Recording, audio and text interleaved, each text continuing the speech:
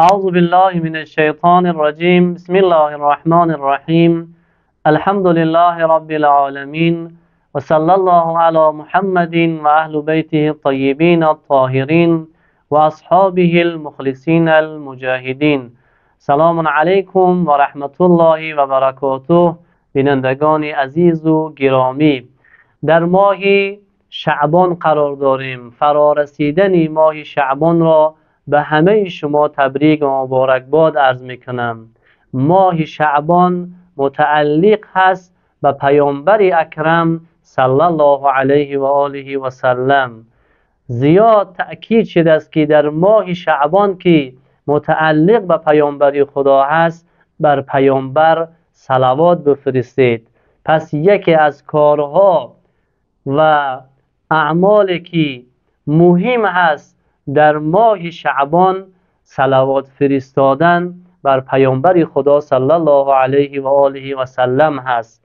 روش صلوات فرستادن به پیامبر هم این طور هست: اللهم صل علی محمد و علی آل محمد، که اگر کامل اینو بیان کنیم: اللهم صل علی محمد و علی آل محمد کما صلیت علی ابراهیم و علی آل ابراهیم انک حمید مجید. این فرصت را غنیمت بشماریم، به پیامبر صلوات بفرستیم، سعی کنیم به پیامبر نزدیکتر بشیم، از لحاظ رفتارمون، از لحاظ گفتارمون، از لحاظ زندگی کردنمون، از همه لحاظ پیامبر خدا را برای خودمون الگو قرار بدهیم. ماه رجب و ماه شعبان ماهایی است که انسان را آماده میکند، انسان آمادگی میبیند برای مهمانی خدای متعال. مهمانی خدای متعال ماه شریف رمضان هست. ماه رجب تمام شد، این فرصت از ما گرفته شد، اما ماه شعبان فعلا هست برای ما. این فرصت هست، این غنیمت هست. انشاءالله بهترین استفاده را در ماه شعبان ببریم که به یک آمادگی کامل وارد ماه شریف رمضان بشیم، با یک آمادگی کامل و یک حال معنوی خوب وارد مهمانی خدای متعال بشیم. در حق همه مسلمانان جهان، در حق مظلومان عالم دعا بکنیم، در حق یکدیگر، در حق پدر و مادر دعا بکنیم. انشاءالله خدای متعال برای همه ما و شما توفیق عبادت بیشتر در این ماه شعبان را نصیب و روزی بگرداند. خب، یکی از مسئله هایی که بسیار در فضاهای رسانه، در فضای اجتماعی در موردش صحبت شد، این بود که چرا جوانای تاجیک در این سالهای آخر کارهای تروریستی انجام میدهند، یا به گروه های تندرو، به گروه های وهابی، به گروه های داعش و اینها میپیوندند و عملهای را انجام میدهند که سزاوار یک تاجیک نیست. خب، در این مورد تحلیلگرای زیادی، چی از داخل تاجیکستان، چی تاجیکایی که در خارج از تاجیکستان هستند، حتی کارشناسا و تحلیلگرایی که تاجیک نبودن، در شبکه‌های اجتماعی، در تلویزیون‌ها صحبت کردند، علت‌های بیان کردند. این مسئله واقعا یک مسئله هست که هر کسی که بگه من تاجیکم، آینده تاجیکستان برای من مهم هست، نمیتواند این مسئله را نادیده بگیره. چی اون نفر دولتی باشه، طرفدار دولت باشه، چی اون نفر مخالف دولت باشه، اپوزیسیا باشه، چی اون نفر مهاجر باشه، در خارج از تاجیکستان کار کنه، یا دکتر هست، معلم هست، از هر قشری که هست، داملا هست، دانشمند هست، از هر قشری که هست، نمیتونه این مسئله را نادیده بگیره که چرا جوانای تاجیک به این سمت رفته ایستادند. وقتی یک جوان تاجیک یک عمل تروریستی، یک کار زشت انجام میده، این به ملت ختم میشوه، تأثیر این، آسیب این به ملت برمیگرده. خب، چی علتهایی هست؟ علتهای زیادی بیان کردن. ما چند تا از علتها را فقط نام میبریم و یکی از اونها را انشاءالله مفصل صحبت میکنیم. اکثر کارشناسا و این تاکید میکردن که وقتی که جامعه تاجیکستان بیش از 97% مسلمان هست، قانونهای فراوان ضد دینی قبول میشود، یکی از علتهای اصلیش این است. دوم علت این که در تاجیکستان عالمان و روحانیان یا محکوم شدن یا محدود شدن یا خانه‌نشینشون کردن. وقتی یک عالم و روحانی که محبوب مردم بود، پیر و مرادی مردم و جوانها هستن و بودن، اونها را شما محکوم و محدود میکنه یا خانه‌نشینشون میکنه، خب این جوان میرود به سمت گروه های دیگر، میرود به سمت گروه هایی که در شبکه های اجتماعی تبلیغ میکنن و کار میکنن.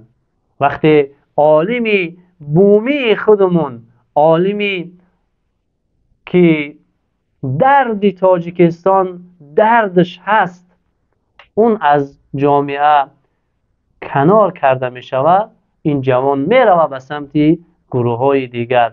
یکی از علت های دیگر، چون در جامعه تاجیکستان، در داخل تاجیکستان شرایطی کار نیست، جوان تاجیک همی که مکتب تمام میکنه، خیلی هاش مکتب تمام نکرده، دنبال این هست که از تاجیکستان بیرون بروه. وقتی از تاجیکستان بیرون رفت، این فضا و این گروه ها کار میکنن و اینها را به سمت خودشون جلب میکنن و تبلیغ میکنن و اینها میروند کارهایی را که دیدیم انجام میدین.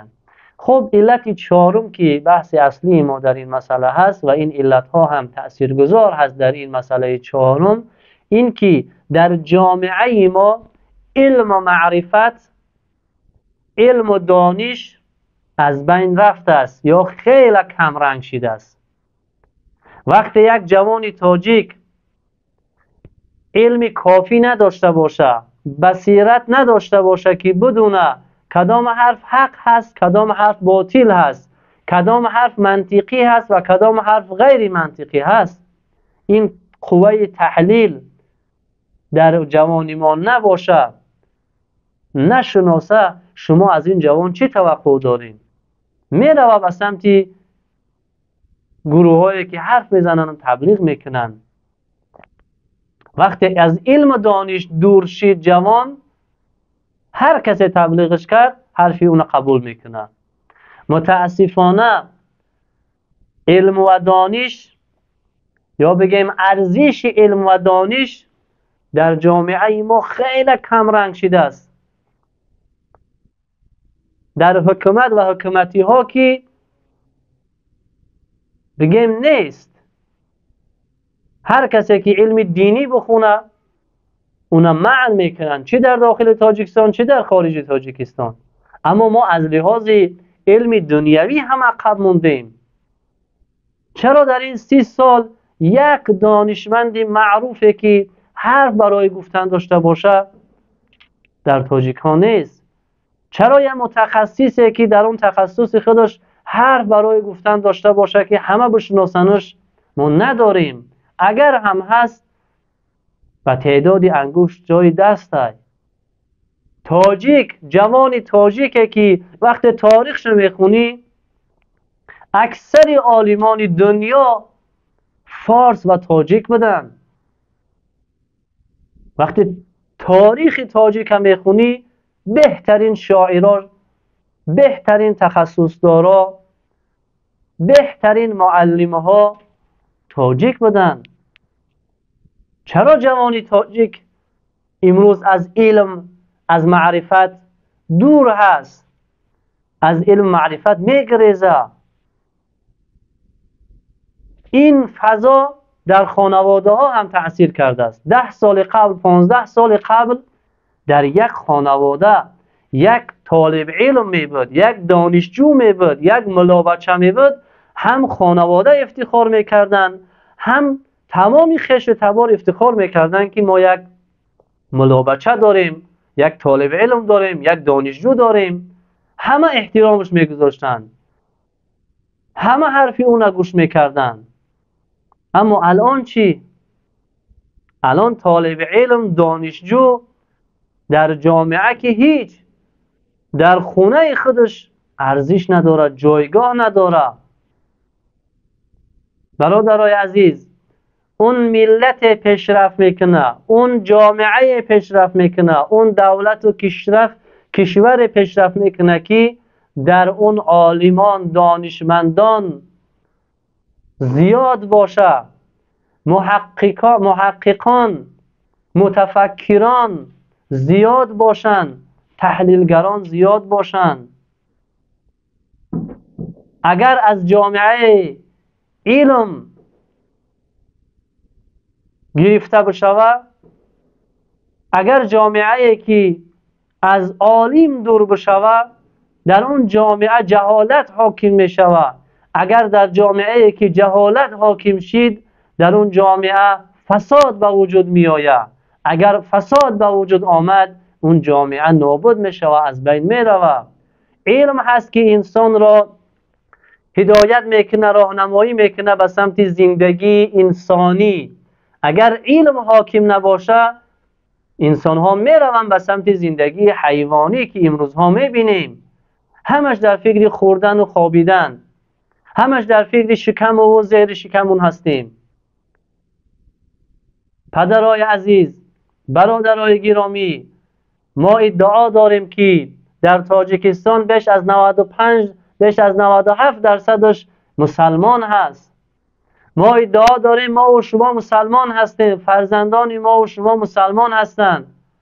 وقتی فرزندی ما و شما علم و آگاهی از خدا نداره، از پیامبر نداره، از قرآن که کتاب هدایت هست شناخت نداره، از دین مقدس اسلام شناخت و آگاهی نداره، شما فکر میکنه که این جوان هدایت مییابه؟ خب این جوانی که مسلمان هست، امروز هم اگر شما نگاه کنید، امروزها در رسانه ها هر روز به خدا شبهه ایجاد میکنن، به پیامبر شبهه ایجاد میکنن، به قرآن کریم شبهه ایجاد میکنن، به دین مقدس اسلام شبهه ایجاد میکنن، دشمنا کار میکنن. خب فرزند ما و شما که مسلمان هست، اگر علم و آگاهی نداشته باشه، جواب این شبهه ها را ندونه، دو راه داره: یا میروه به سمت این گروه های وهابی و به نام بعضی ها مولوی هایی که همش حکم کفر میکنن یکدیگر را، یا مبلغان داعش، میرون به سمت اینها تا آگاهی پیدا کنن، یا میرون به سمت دینهای دیگر، میرون مسیحی میشون، از دین اسلام بیرون میرون. ما در این سالهای آخر کم نداریم که جوانهای تاجیک مسیحی شدن، جوانهای تاجیک از دین اسلام بیرون رفتن و دیگر اعتقادها را پیوستند. متاسفانه در جامعه تاجیکستان هم در دانشگاه تبلیغ مسیحیت آزاد است. در تاجیکستان مؤسسه های هست که تبلیغ دین خودشون میکنن، اما مبلغان دین اسلام اگر تبلیغ کنن، تبلیغ حقیقی کنن، اونها محکوم میشوند. پس پدر عزیز، برادر گرامی، اگر ما و شما فرزندان خودمون تربیت نکنیم، علم و معرفت نآموزیم، نبریم پیش یک عالم، پیش یک دانشمندی که میشناسیمش، اون از خدا و پیامبر و قرآن آگاهی پیدا نکنه، میروه به سمت دیگر گروه ها. مثل این میمونه که جوان میگه من مسلمان هستم، تشنه علم است، تشنه آگاهی هست که خدا را بشناسه، پیامبر را بشناسه. مثل این میمونه که فرزند ما و شما وقتی ازدواجش میشوه نیاز به زن گرفتن داره، شهوتش اذیتش میکنه، باید زن بگیره. اگر شرایطی زن گرفتن شما براش مهیا کرده، میره و زن میگیره. اگر شرایطی زن گرفتن براش مهیا نکردی، میره به سمت زنا، میره به سمت کارهای حرام. خب در مسئله علم هم همینه. اگر این تشنه علم جوانی مسلمان، تشنه آگاهی هست، شما برنامه ریزی نکردی که که فرزند خود تعلیم تربیت یا علم و معرفت به آموزی، این مجبور می شود از طریق شبکه هایی که دارن تبلیغ میکنن و مبلغانی دارن برو و بپیونده به سمت این گروه های سلفی و وهابی و مبلغان داعش. بعد یک جوان تاجیک به جای میرسه که چند کشور رد میکنه، میروه در جمهوری اسلامی ایران در بین صدها نفر مردم عام که اکثر اونها هم زن و کودک هستند خچمه کفونه بیش از 100 نفر به قتل میرسونه و افتخار میکنه خودشم که شهید شدم. اگر اعتقاد درسته، راه درسته، ما اگر برای فرزندامون نشون ندهیم، دیگرها به سمت راه باطل هدایتشون میکنن. اگر ما تعلیم تربیتی درست ندهیم، دیگرها تعلیم تربیتی نادرست میتین، هم دین مقدس اسلام بدنام میکنن و هم یک ملتی تاجیک بدنام کرده ایستادن. پس همه ما موظفیم که فرزندان خودمون ببریم به سمت علم و معرفت، علم و معرفت به اونا بآموزیم. اگر هم محدودیت هایی هست، ما موظفیم. دین اسلام فقط نماز خواندن، روزه گرفتن نیست. مسئله علم و معرفت یکی از مسائل مهم هست که باید هر انسانی بره به سمت علم و دانش. چرا در یک خانواده یک دانشمند، یک طالب علم نیست در این سالهای اخیر؟ این آسیب به علمی، این آسیب از علم دور شدن جامعه تاجیکستان، مردم عزیز تاجیکستان 5 سال بعد، 10 سال بعد این آسیب درک میکنن و میفهمن. باز میگم که اون ملت سرفراز است، اون ملت پیشرفت میکنه که در اون ملت عالمان، دانشمندان باشند، متفکران باشند، محققان باشند. این مسئله را باید ما یکی از مسائل مهم زندگیمون بدونیم. انشاءالله خدای متعال به همه ما و شما توفیق بده که وظیفه های خودمون درک کنیم و به اون وظیفه خودمون عمل بکنیم. انشاءالله خداوند متعال همه ما و شما را عاقبت بخیر بگردانه. ملت شریف و عزیز تاجیکستان را در ساحه های مختلف در دنیا پیشرفته و موفق بگردانه. انشاءالله خدای متعال از همه ما و شما راضی و خوشنود باشه و انشاءالله به حق این ماه شعبان و به حق این ماه رمضان دعا کنیم که فرزندان ما، جوانان تاجیک را خدایا به راه راست هدایت کن.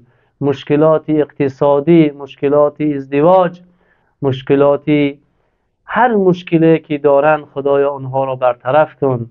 خدایا اسلامی عزیز را پیروز بگردان. خدایا قانون اسلام را در جهان حکم فرما بگردان. السلام علیکم و رحمت الله و برکاته. خدا یار و نگهدارتان.